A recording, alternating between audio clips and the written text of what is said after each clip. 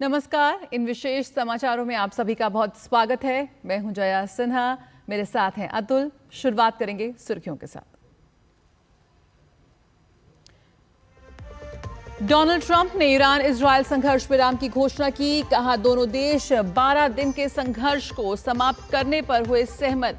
Iran द्वारा Qatar में अल उदीद airbase पर मिसाइल हमले के बाद हुई है सीज फायर की घोषणा।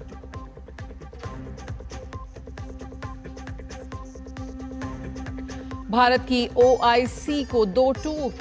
कहा, जम्मू कश्मीर है भारत का अभिन्न अंग। पाकिस्तान के प्रभाव में आकर तथ्यात्मक रूप से गलत बातें कर रहा है ओआईसी।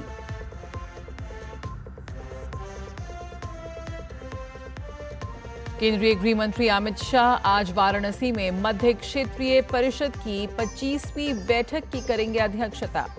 यूपी, एमपी, उत्तराखंड और छत्तीसगढ़ के मुख्यमंत्री होंगे शामिल।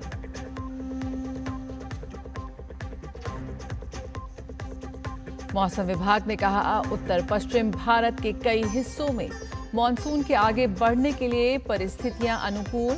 गुजरात, मध्य प्रदेश सहित अनेक राज्यों में भारी वर्षा से जनजीवन प्रभावित।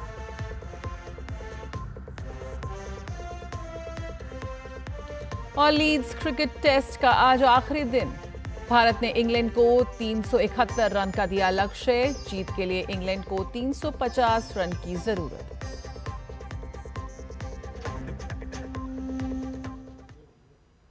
इजरायल और ईरान के बीच जारी जंग के अब खत्म होने के आसार हैं। अमेरिकी राष्ट्रपति डोनाल्ड ट्रंप ने कल देर रात दोनों देशों के बीच सीज फायर पर बनी सहमति का ऐलान किया। उन्होंने अपने social media platform truth social पर दावा किया कि इजरायल और ईरान के बीच पूर्ण संघर्ष विराम पर सैद्धांतिक रूप से सहमति बन गई है, जिससे 12 डे वॉर का अंत होगा। ट्रंप ने लिखा, सभी को बधाई। इजरायल और ईरान के बीच पूरी तरह से सहमति बन गई है कि 6 घंटे के भीतर एक पूर्ण और समग्र संघर्ष विराम लागू होगा। पहले 12 घंटे ईरान संघर्ष विराम का पालन करेगा, फिर इजरायल। इसके 24 घंटे बाद ये संघर्ष समाप्त माना जाएगा। ट्रंप ने दोनों देशों की हिम्मत, बुद्धिमत्ता और सहन शक्ति की तारीफ करते हुए कहा कि ये संघर्ष वर्षों तक चल सकता था और पूरे मध्य पूर्व को तबाह कर सकता था, लेकिन ऐसा नहीं हुआ और कभी नहीं हो। महत्वपूर्ण बात यह है कि इस संघर्ष विराम के लिए ईरान तैयार हो गया है, जबकि इजरायल की ओर से अभी तक कोई तत्काल टिप्पणी नहीं आई है। इससे पहले ईरान ने अमेरिका के खिलाफ जवाबी कार्रवाई करते हुए कतर और इराक में अमेरिकी बेस पर हमला किया। हमले को देखते हुए दोहा में एयर मिसाइल सिस्टम एक्टिव कर दिया गया था। कतर की राजधानी दोहा में धमाके की आवाज सुनी गई। भारत ने इस्लामिक सहयोग संगठन ओआईसी की ओर से की गई भारत विरोधी टिप्पणियों को सिरे से खारिज करते हुए इसे अनुचित और तथ्यहीन बताया। विदेश मंत्रालय ने स्पष्ट रूप से कहा कि ओआईसी को भारत के आंतरिक मामलों पर टिप्पणी करने का कोई अधिकार नहीं है, खासकर जम्मू कश्मीर के मामले में। विदेश मंत्रालय ने कहा कि ये टिप्पणियां पाकिस्तान द्वारा प्रेरित हैं, जिसने आतंकवाद को अपनी राजनयिक नीति का हिस्सा बना लिया है। ये ओआईसी मंच का संकीर्ण राजनीतिक हितों के लिए निरंतर दुरुपयोग है। विदेश मंत्रालय ने कहा कि ओआईसी बार बार पाकिस्तान से उत्पन्न आतंकवाद के वास्तविक खतरों की अनदेखी करता है। हाल ही में पहलगांव आतंकी हमले में ये स्पष्ट रूप से देखा गया। विदेश मंत्रालय ने दो टूक कहा, जम्मू और कश्मीर भारत का अभिन्न और संप्रभु हिस्सा है। ये भारत के संविधान में दर्ज है। ओआईसी को पाकिस्तान के प्रचार के प्रभाव में आकर अपने एजेंडे को राजनीतिक रंग देने से बचना चाहिए, वरना इसकी विश्वसनीयता और प्रासंगिकता को गहरी क्षति पहुंचेगी।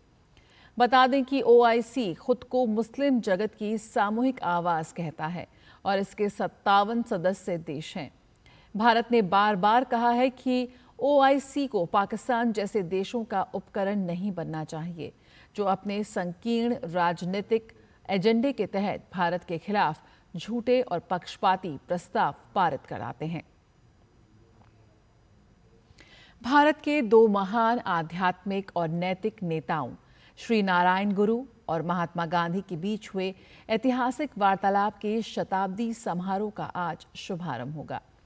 इस समारोह की शुरुआत प्रधानमंत्री नरेंद्र मोदी करेंगे। इस अवसर पर पीएम मोदी वहां मौजूद जनसमूह को संबोधित भी करेंगे। श्री नारायण गुरु और महात्मा गांधी के बीच ये ऐतिहासिक वार्तालाप 12 मार्च 1925 को महात्मा गांधी की यात्रा के दौरान शिवगिरी मठ में हुआ था, जो वैकोम, सत्याग्रह, धर्मांतरण, अहिंसा, अस्पृश्यता, उन्मूलन, मोक्ष प्राप्ति, दलितों के उत्थान जैसे विषयों पर केंद्रित था। श्री नारायण धर्म संगम ट्रस्ट द्वारा आयोजित इस समारोह में आध्यात्मिक गुरु और अन्य सदस्य एक साथ आएंगे और भारत के सामाजिक एवं नैतिक ताने बाने को आकार देने वाले दूरदर्शी संवाद पर विचार करेंगे और उसका स्मरण करेंगे।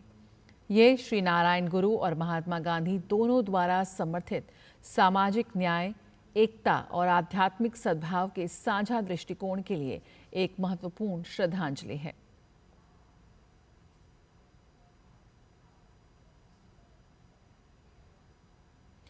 केंद्रीय गृह एवं सहकारिता मंत्री अमित शाह आज वाराणसी में मध्य क्षेत्रीय परिषद की 25वीं बैठक की अध्यक्षता करेंगे।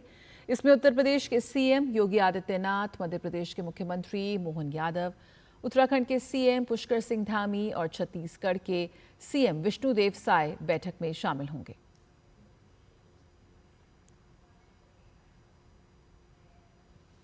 मौसम विभाग ने उत्तर पश्चिम भारत में तेज वर्षा होने का पूर्वानुमान लगाया है। अगले 7 दिनों के दौरान मध्य, पूर्व और पूर्वोत्तर भारत के कई हिस्सों में भारी से बहुत भारी वर्षा जारी रहने की संभावना है। पश्चिमी मध्य प्रदेश में कुछ स्थानों पर आज और कल अत्यधिक तेज वर्षा होने की आशंका है।